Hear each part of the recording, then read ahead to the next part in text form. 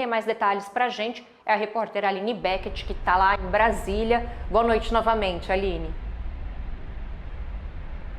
Olá, boa noite, Núria, a você, boa noite a todos que nos acompanham. Bom, o governo brasileiro ainda não se manifestou de forma oficial via Itamaraty, o Ministério das Relações Exteriores, sobre essas medidas anunciadas por Donald Trump.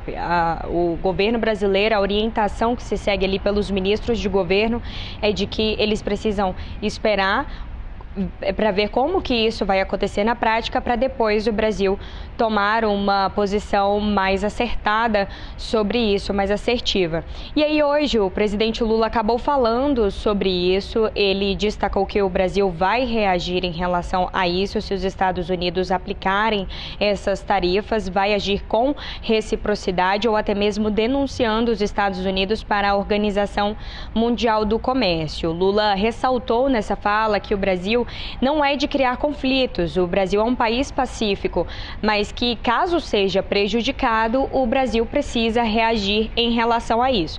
Essa fala, ela acontece em todo o contexto em que Donald Trump, há alguns dias atrás, anunciou medidas de ameaçando aumentar as tarifas de importação dos países com os quais ele tem um superávit comercial, os Estados Unidos.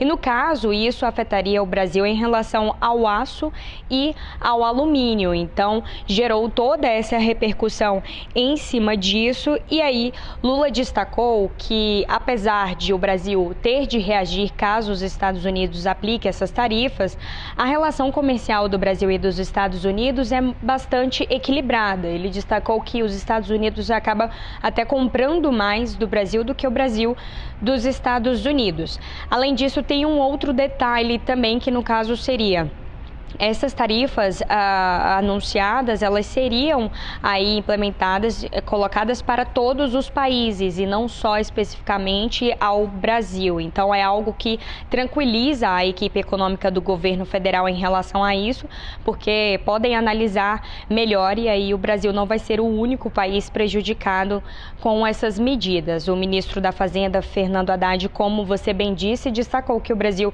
vai aguardar, não deve temer a essas medidas anunciadas por Donald Trump, mas que vai aguardar na prática, vai aguardar a concretização dessas medidas para tomar uma posição assertiva sobre isso, Núria.